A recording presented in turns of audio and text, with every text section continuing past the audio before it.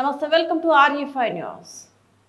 నల్లమల చెంచులను అవమానపరిచిన మాజీ ఎమ్మెల్యే గువ్వల బాలరాజు మాచారం గ్రామంలో చెంచలే లేరు అనడం సిగ్గుచేటు.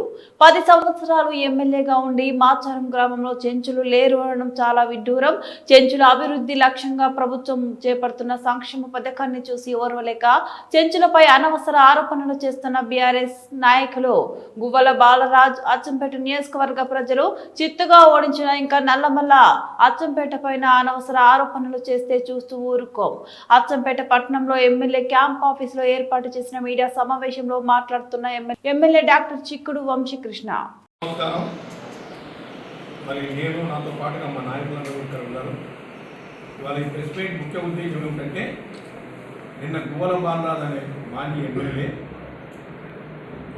గౌరవ ముఖ్యమంత్రి గారి పైన అంకిత వ్యాఖ్యలు చేసినందుకు కౌంటర్గా మాట్లాడుతూ ఉన్నాం. ఈ గువ్వల బాలరాజ్ అనే వ్యక్తి ఆయనే 100 కోట్లకు అమ్ముడు పోయిన పాము దొంగ. 1-2 కాదు, 100 కోట్లకు అమ్ముడు పోయిన బీజేపీ పార్టీకి అమ్ముడు పోయిన పాము దొంగ ఒకటి. రెండవది, ఈ నల్లమల్ల పాత గుళ్ళన్నీ కూడా తొవ్వి గుళ్ళను మొత్తం కూలగొట్టి ఇక్కడ ఉన్న బంగారం వజ్రాలు కొన్ని ఎత్తుకొని వెళ్ళిపోయినటువంటి నల్లమల్ల గజ దొంగ.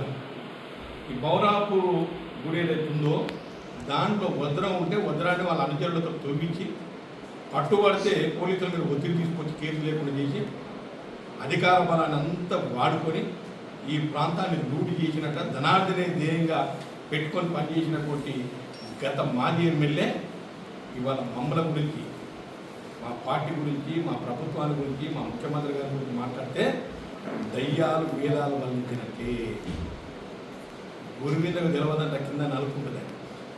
ఇవాళ నేను సూటిగా ప్రశ్నిస్తా ఉన్నాను. కేసీఆర్ గారు దళితులు ముఖ్యమంత్రి చేస్తారని చెప్పారు, చేసిందా? మెడకాయ మీద తలకాయ ఉండదు, 100 సార్లు నరుక్కుంటాను. నేను కాపల కుక్కలాగా ఉంటానని ఏం చేయాలి. ఆయనే దళితుడైనా ఆయన ముఖ్యమంత్రి. దళితులకు 3 ఎకరాల భూమి ఇస్తాను, నీకు ఇయ్యలేదు. డబల్ బెడ్రూమ్ ఇస్తాను, నీకు ఇయ్యలేదు. ఒక్కొక్క నియోజకవర్గానికి 1,00,000 ఎకరాల సాగు నీరు తేలేదు. ఒక్కొక్క నియోజకవర్గానికి ఒక కార్పొరేట్ హాస్పిటల్ కాలేదు. ఇప్పుడు చెప్తూ పోతే ఆనాడు వాళ్ళు చెప్పినవి ఏది ఒక్కటి చేయకపోగా మరీ ముఖ్యంగా ఇవాళ చెంచుల గురించి మాట్లాడింది కదా. నేను కొన్ని క్వశ్చన్లు వేస్తే ఆన్సర్ చెప్పాలి. గువ్వల బాలరాజ్ కానీ, లేకుంటే వాళ్ళ పార్టీ మాజీ మంత్రులు కానీ, మాజీ సీఎం కానీ. తెలంగాణ రాష్ట్రం మేము పెద్ద రాష్ట్రం, ధనిక రాష్ట్రం, బాగా పనిచేస్తున్నాం, దీన్ని మొత్తం రూపురేఖలు మార్చేసినామని చెప్తున్నారు కదా. అట్టడుగున ఉన్న జాతి చెంచు జాతి. ఈ చెంచు జాతికి ఉన్న ఒకే ఒక ఆఫీస్ ఏంటంటే ఐటీడీఏ. ఈ ఐటీడీఏ బైఫర్కేషన్లో ఆంధ్రప్రదేశ్కి వెళ్తే అక్కడ ఉన్న పీఓ పోస్ట్ ఆంధ్రప్రదేశ్కి వెళ్ళిపోయింది. 10 సంవత్సరాలు పీఓ పోస్ట్ లేకుండా, ఏపీఓ పోస్ట్ లేకుండా, ఏ ఒక్క డిపార్ట్మెంట్ పనిచేయకుండా ఒకే ఒక వ్యక్తితోటి ఐటీడీఏ నడిపించినటువంటి దరిద్ర పరిపాలన మీ ప్రభుత్వం. చెంచులకు ఏమైనా కావాలి, ఏమైనా అడగాలంటే ఎక్కడ పోవాలనో తెలియకుండా అగమ్య గోచరంగా తయారు చేసింది గత ప్రభుత్వం, టీఆర్ఎస్ పార్టీ ప్రభుత్వం. మరి గువ్వల బాలరాజ్ దీని రకాల మాట్లాడుతుంది కదా. గతంలో 10 సంవత్సరాలు నీవే కదా ఎమ్మెల్యే. ఎందుకు గతంలో ఉన్న ముఖ్యమంత్రి ద్వారా ఐటీడీఏ పోస్ట్ ఎందుకు శాంక్షన్ చేయించలేదు? ఎందుకు బిల్డింగ్ చేయలేదు? ఎందుకు స్టాఫ్ను నియమించలేదు? ఒకటి. రెండవది, అంతకన్నా ముందు 2014 కన్నా ముందు కాంగ్రెస్ పార్టీ ప్రభుత్వంలో చెంచులకు వచ్చిన కొన్ని చెప్తాను. అంత్యోదయ కార్డు ఉన్నాయి, తీసేసారు. కార్పొరేట్ వైద్యం గవర్నమెంటే భరించేది, దాన్ని తీసేసారు. హాస్పిటల్లో స్పెషల్ వార్డు ఉండే, దాన్ని తీసేసింది. అదేవిధంగా ఈజీఎస్లో స్పెషల్ ఏపీఓ ఉండే, ఆ ఏపీఓ ద్వారా 15 రోజులు ముందే డబ్బులు ఇచ్చేది చెంచుకు.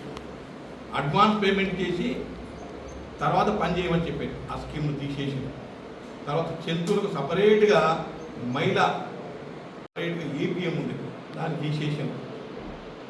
చెంచులకు ఎక్కడ ఇల్లు కట్టేయలేదు, రోడ్లు వేయలేదు, మంచినీటి సౌకర్యం కల్పించలేదు, పైపిత్యాలు గొప్పగా మాట్లాడుతున్నారు.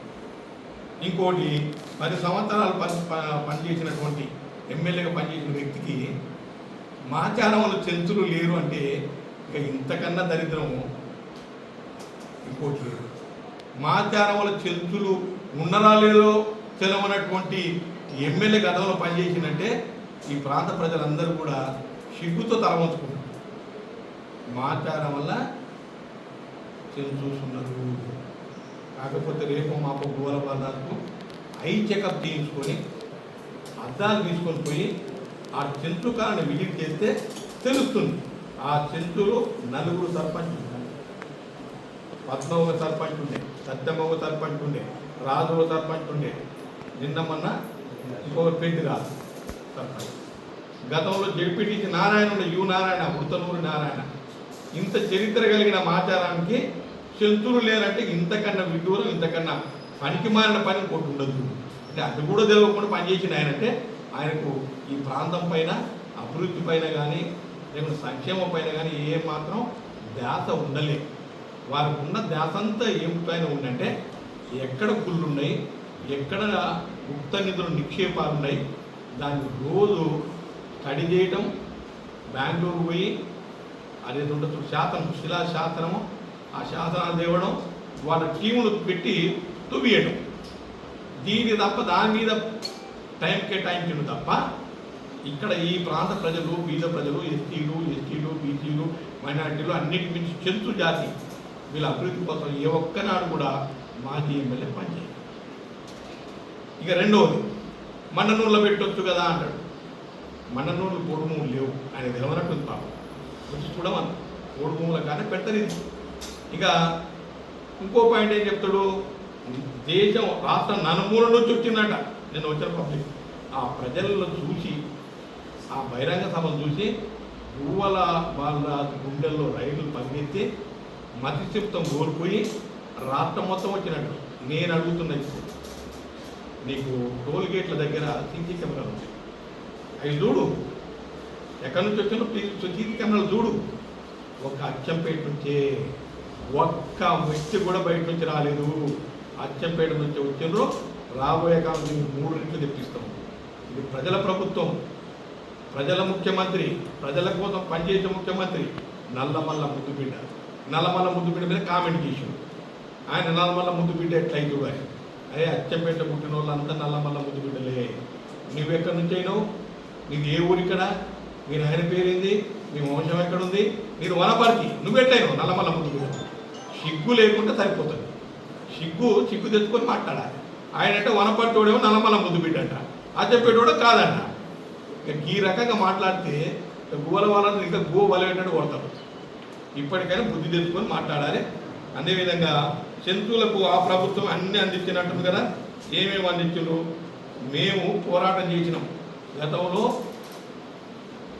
అపోజిషన్ లీడర్గా ఉన్నటువంటి పెద్దలు రేవంత్ రెడ్డి గారు, పట్టి విక్రమార్క గారు, మా పార్టీ యంత్రాంగం మొత్తం దిగ్బంధం చేసినాం. 3 పట్టాలు ఇవ్వాలి. మా పార్టీతో పాటు కమ్యూనిస్ట్ పార్టీ సోదరులు కూడా పిలిచాం. అందరం కలిసి పెద్ద ఎత్తున 470 కిలోమీటర్లను నిర్బంధించినాము. అప్పుడు ఎన్నికల ముందు ఓట్ల కోసం మీ నాయకుడు మాజీ ముఖ్యమంత్రి గారు అక్కడక్కడ పట్టాలు ఇచ్చారు, కానీ భూమి లేదు. పట్టాలు ఇచ్చారు. నేను ఛాలెంజ్ చేస్తున్నా, అచ్చంపేటలో నువ్వు ఎంతమందికి పట్టాలు ఇచ్చినావు భూమి చూపి.